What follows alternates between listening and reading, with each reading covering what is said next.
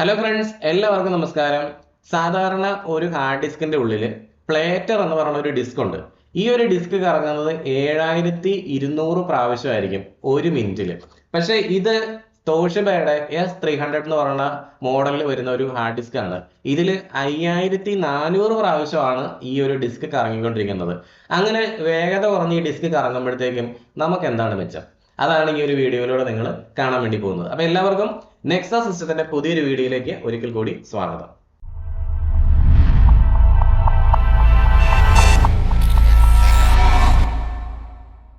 Hard ഡിസ്കുകളുടെ ഉള്ളിലുള്ള disk എന്ന് പറഞ്ഞു കഴിഞ്ഞാൽ ഒരു മാഗ്നറ്റിക് ഡിസ്ക് ആണ്.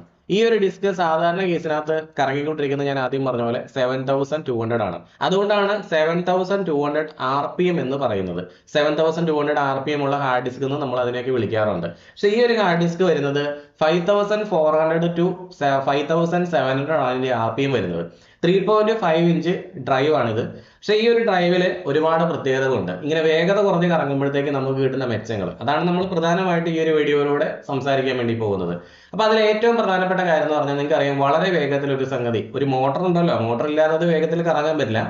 അങ്ങനെ വളരെ വേഗത്തിൽ കറങ്ങുമ്പോൾ അതിന്റെ എനർജി കൺസപ്ഷൻ വളരെ കൂടുതലായിരിക്കും. അതായത് സാധാരണ ഒരു ഹാർഡ് ഡിസ്ക് 7200 RPM കറങ്ങുമ്പോൾ അതിന്റെ എനർജി കൺസപ്ഷൻ കൂടും. പക്ഷേ ഈ ഒരു ഹാർഡ് ഡിസ്കിനകത്ത് എനർജി കൺസപ്ഷൻ കുറയും.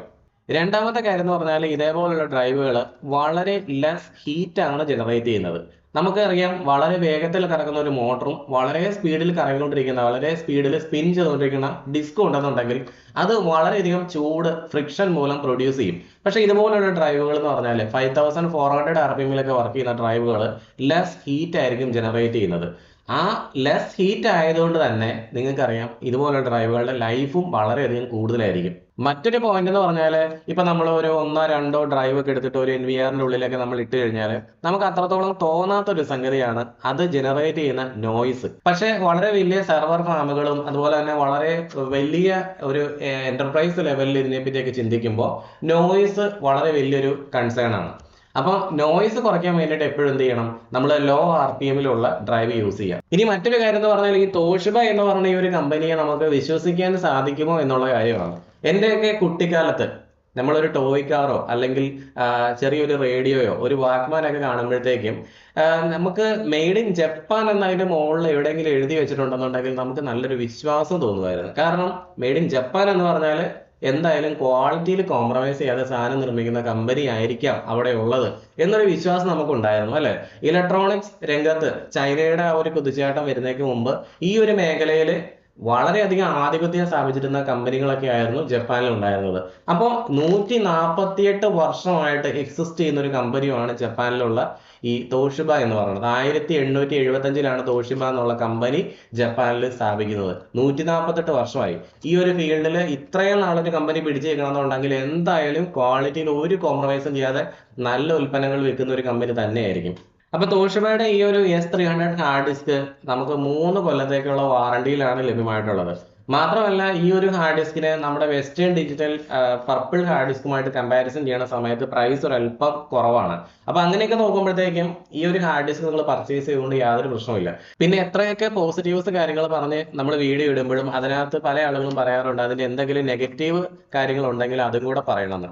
അതുകൊണ്ട് മാത്രമാണ് ഞാൻ ഈ ഒരു കാര്യം ഇവിടെ ഡിക്ലെയർ ചെയ്യുന്നത്.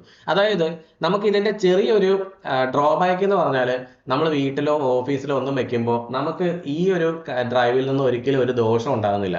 അതേസമയം നമ്മൾ വളരെ ഡാറ്റ ഇന്റൻസ് ആപ്ലിക്കേഷൻസിനാണ് ഈ ഡ്രൈവ് യൂസ് ചെയ്യണമെന്ന് വിചാരിക്കുക. അതായത് നമുക്ക് ഡാറ്റ മീൻസ് നമ്മുടെ ക്യാമറയുടെ വീഡിയോ നമ്മൾ എത്രത്തോളം അങ്ങോട്ട് ഇടുന്നു അത്രത്തോളം തന്നെ നമുക്ക് കോപ്പി ചെയ്ത് വെക്കേണ്ട, അല്ലെങ്കിൽ കോപ്പി ചെയ്ത് വേറെ എങ്ങോട്ടെങ്കിലും പകർത്തി വെക്കേണ്ട സിറ്റുവേഷൻസ് ഒക്കെ ഉണ്ടെന്ന് വിചാരിക്കും. ഉദാഹരണത്തിന് ഇപ്പൊ നമ്മൾ ബാങ്കുകൾ അങ്ങനെയുള്ള സ്ഥലങ്ങളൊക്കെ ആകുമ്പോഴത്തേക്ക് ആ ഡേറ്റയൊക്കെ വേറെയുള്ള NAS സെർവറിലേക്കോ അങ്ങനെ മറ്റേതെങ്കിലും സിസ്റ്റങ്ങളിലേക്കൊക്കെ പകർത്തിക്കൊണ്ടിരിക്കും. അതായത് അവർക്ക് അത് പിന്നീടും ആവശ്യം വരുന്നതാണ്.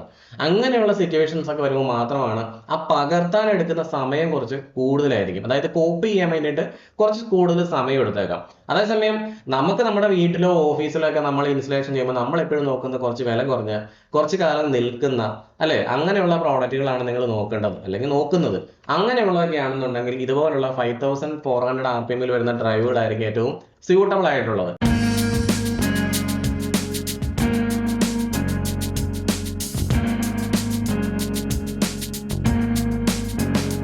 അപ്പൊ ഇതൊക്കെയാണ് ഒരു 7200 RPM വരുന്ന ഡ്രൈവിനെ അപേക്ഷിച്ച് 5400 RPM വരുന്ന ഡ്രൈവിന്റെ പ്രത്യേകതകൾ, അതിന്റെ അഡ്വാൻറ്റേജസ്.